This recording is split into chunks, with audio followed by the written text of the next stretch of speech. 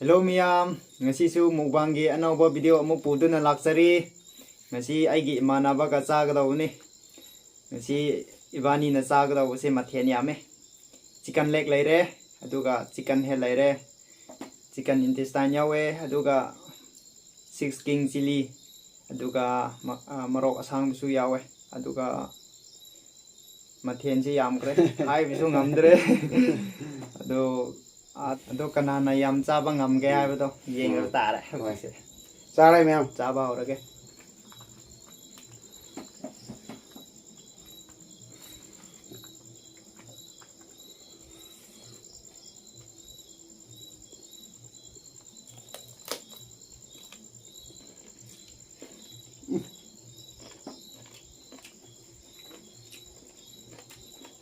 sahe ma merin de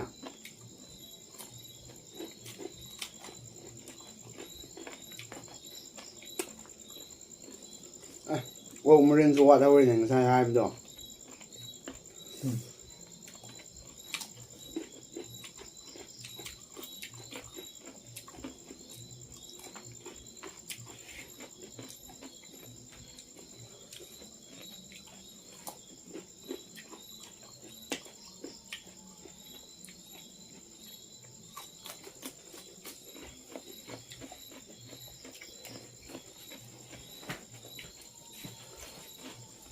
Mua lên không đâu đẹp.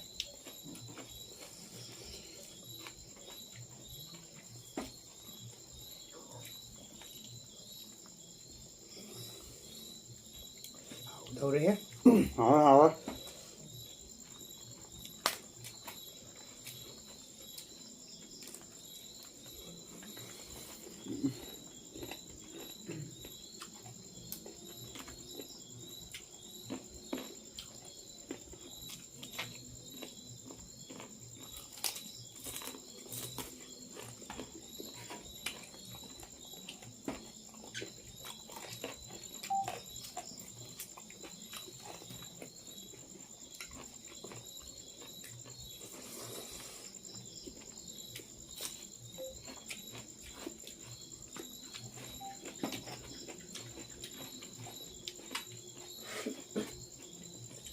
Marine din ito. Yan.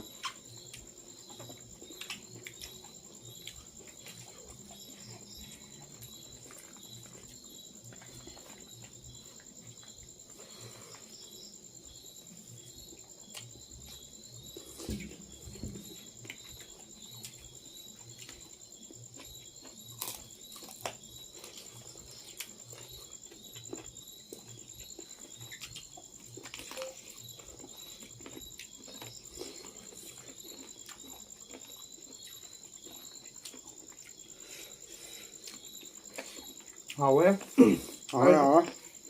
ai sẽ chọc tao đó qua yam ngang được bạn Hả? rồi qua ngang bởi để chọc tao đi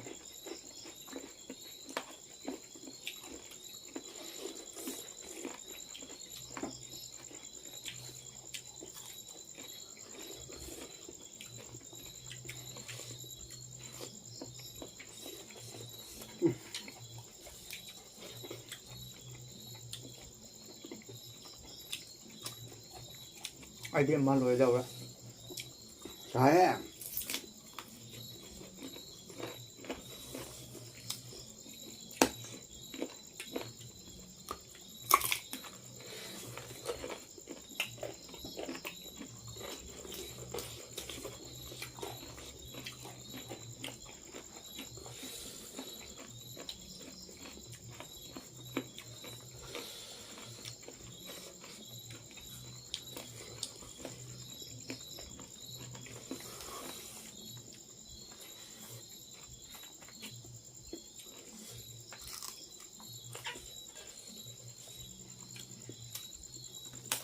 Sahe.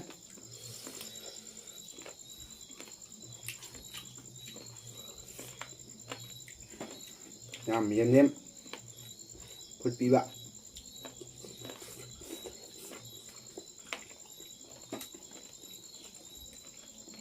hầu ấy Mua hấp luôn là hơi hảo. Marine ꯁꯦꯝꯕꯗꯣ ꯑꯩꯈꯣꯏ ꯁꯤ ꯃꯅꯨꯡꯗ ꯃꯅꯨꯡꯁꯥ ꯍꯥꯞꯄꯒ ꯁꯦꯝꯕꯗꯣꯀꯣ ꯑꯩꯈꯣꯏꯅ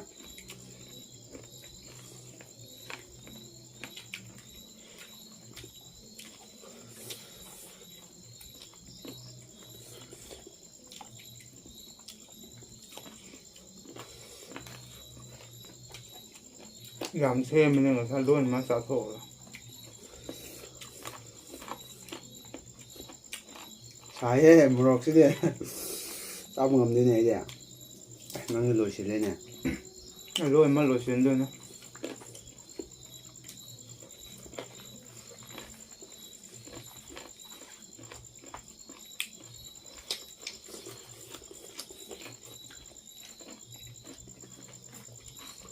ꯍꯥꯎꯋꯦ ꯃꯈꯣꯡꯁꯦ ꯆꯥꯎꯇꯨ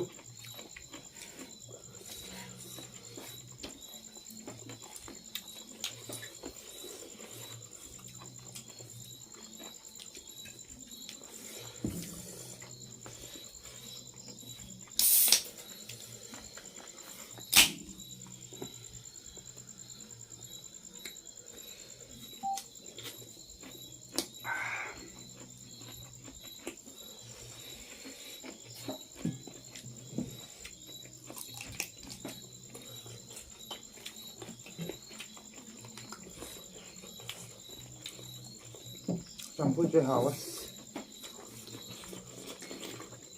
ꯑꯩꯗꯤ ꯁꯤꯅ ꯈ꯭ꯋꯥꯏꯗꯩ ꯍꯥꯎꯋꯤꯗꯣ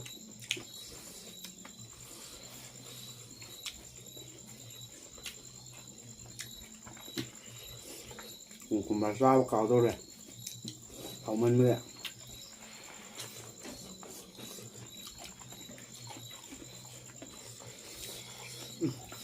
ꯆꯥꯛ ꯃꯌꯥꯝ ꯂꯩꯔꯤꯅꯦ ꯁꯤ ꯇꯧꯔꯤꯁꯦ ꯂꯣꯏ ꯂꯣꯏꯁꯤꯟꯗꯧꯅꯤꯀꯣ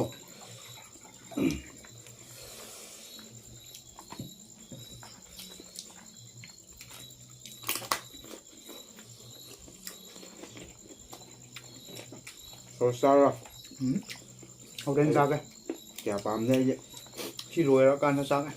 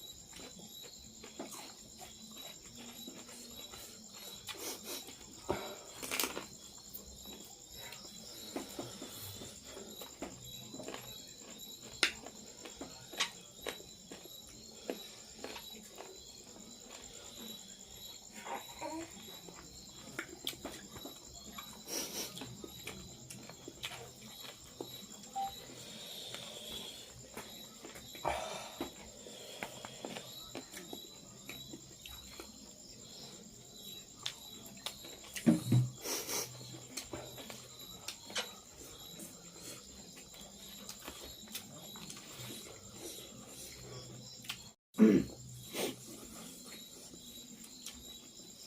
อพวกเรามาต้มนี่เนี่ยจะ 열심히 열심히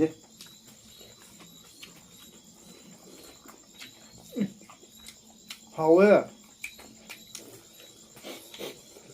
มาลอกที่ใช้มาไปขึ้นดู ngamn다고 하네 ngam는 거 사실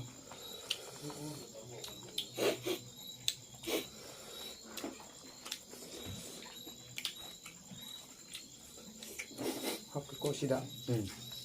싫어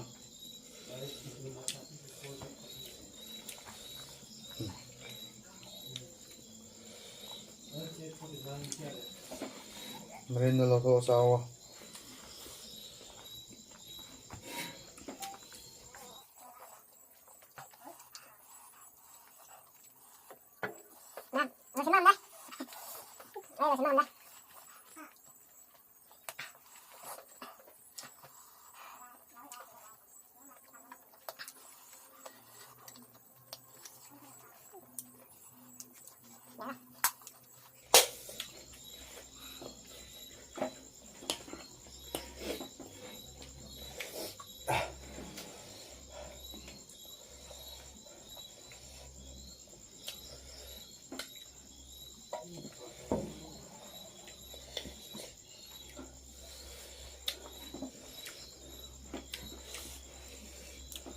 ꯃꯤꯌꯥꯝ ꯉꯁꯤꯒꯤꯗꯤ ꯁꯤꯗꯒꯤ ꯂꯣꯏꯁꯤꯟꯖꯔꯒꯦ ꯑꯗꯣ ꯆꯥꯕ ꯉꯝꯗ꯭ꯔꯦ ꯈꯔ ꯂꯦꯝꯃꯦ ꯑꯗꯣ ꯃꯊꯪꯒꯤ ꯚꯤꯗꯤꯑꯣꯗꯒꯤ ꯁꯤꯗꯒꯤ ꯍꯦꯟꯅ ꯐꯖꯕ ꯄꯨꯔꯒ ꯂꯥꯛꯆꯒꯦ